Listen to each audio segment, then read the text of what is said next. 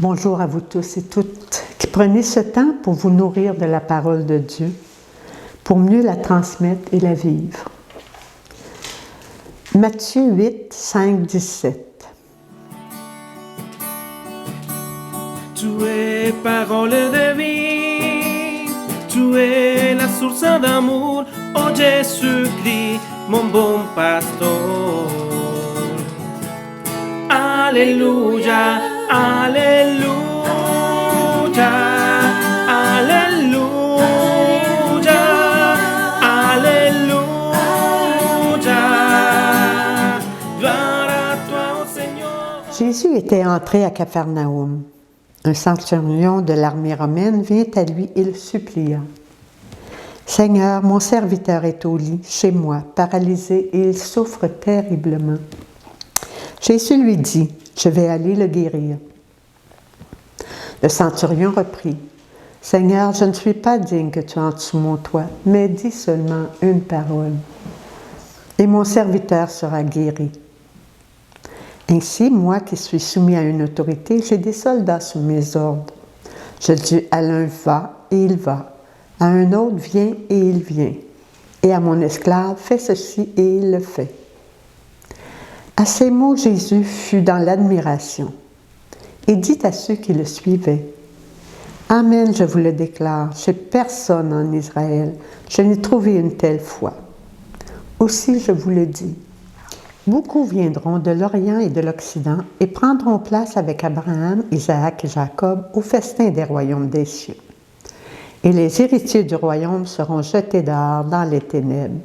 Là, il y aura des pleurs et des grincements de dents. » Et Jésus dit au centurion, « Rentre chez toi, que tout se passe pour toi selon ta foi. » Et le serviteur fut guéri à cette heure même. Comme Jésus entrait chez Pierre, il vit sa belle-mère couchée avec de la fièvre. Il lui prit la main et la fièvre la quitta. Elle se leva et elle le servait. Le soir venu, on lui amena beaucoup de possédés. Il chassa les esprits par sa parole et il guérit beaucoup de malades. Ainsi devait s'accomplir la parole prononcée par le prophète Isaïe. Il a pris nos souffrances, il a porté nos maladies. Parole du Seigneur. Nous rendons grâce à Dieu. Alléluia, alléluia, alléluia. Gloire à toi, oh Seigneur. Une belle parole. Le centurion romain s'approcha de Jésus et le supplia. « Seigneur, mon serviteur est couché à la maison, paralysé, et il souffre terriblement. »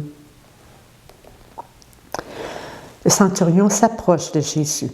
C'est important de s'approcher et de le supplier. On voit à travers la demande du centurion la compassion pour son serviteur.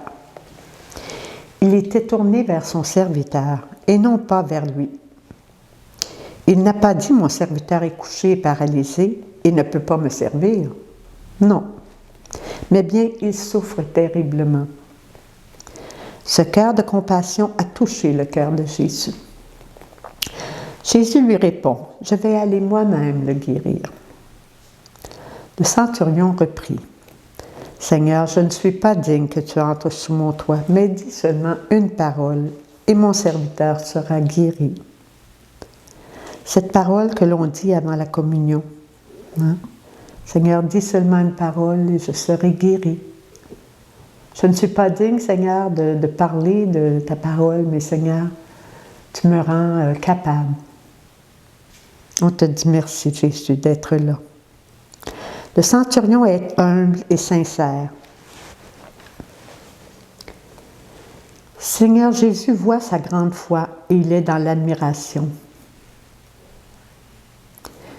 La référence au bas de la page de la Bible de Jérusalem était tellement belle. Par cette foi, l'homme renonce à compter sur soi pour s'en remettre à la parole et à la puissance de celui qui y croit.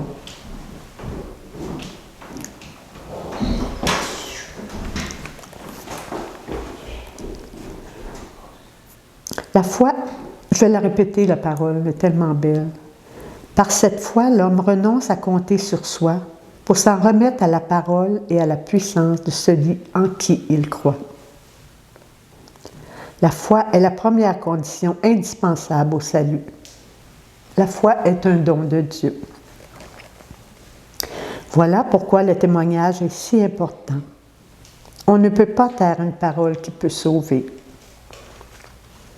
Dans Jacques 1, 21, « Rejetez toute souillure et malice et recevez avec docilité la parole qui a été implantée en vous et qui peut sauver des âmes. » Nous expérimentons la puissance de Dieu quand les personnes viennent au téléphone, confier leurs demandes, on les écoute, on les remet au Seigneur, toutes leurs intentions. Et Seigneur, avec leur foi, il y a des belles choses qui se passent. Seigneur, tu passes à travers cette foi qui fait des appels puis qui viennent se référer à notre famille. Car Jésus a dit, « Si vous êtes 2 ou 3 à prier en mon nom, je suis là au milieu de vous. »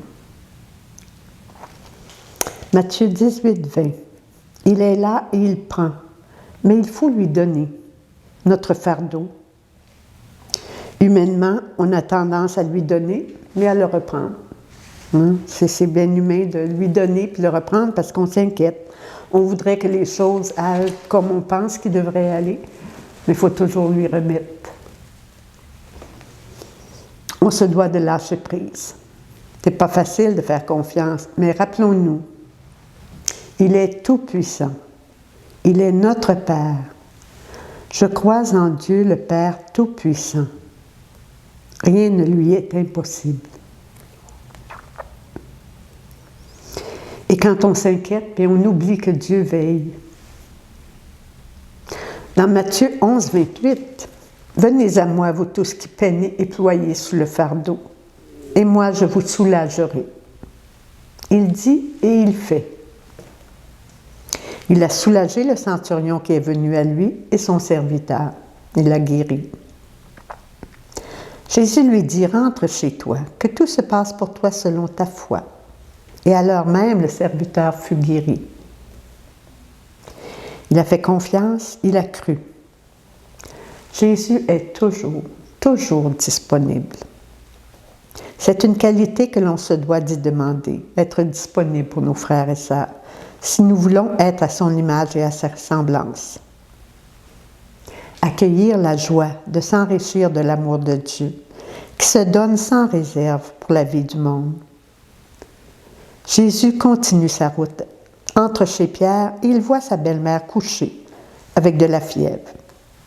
Il lui toucha la main et la fièvre la quitta. Il voit et il agit. Soyons attentifs à voir et agissons au nom de Jésus par la prière d'intercession, par la bénédiction, par l'espérance qu'on peut semer dans le cœur des autres, avec la grâce de Dieu. Le soir venu, on présenta à Jésus beaucoup de possédés. D'une parole, il expulsa les esprits et tous ceux qui étaient atteints de mal, il les guérit. Pour que soit accomplie la parole d'Isaïe, il a pris nos souffrances et il a porté nos maladies. Encore aujourd'hui, il agit, il libère, il transforme, il recrée et guérit. Croyez et vous verrez. Expérimentez et partagez la puissance d'un Dieu vivant et agissant au cœur de notre monde.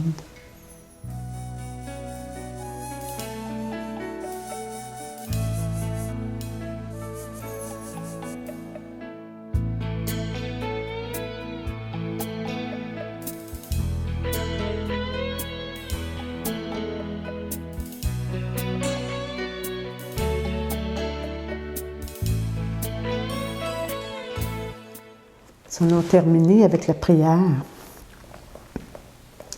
Seigneur, nous voulons être des disciples missionnaires de paix, d'espérance au cœur de notre monde, de joie aussi.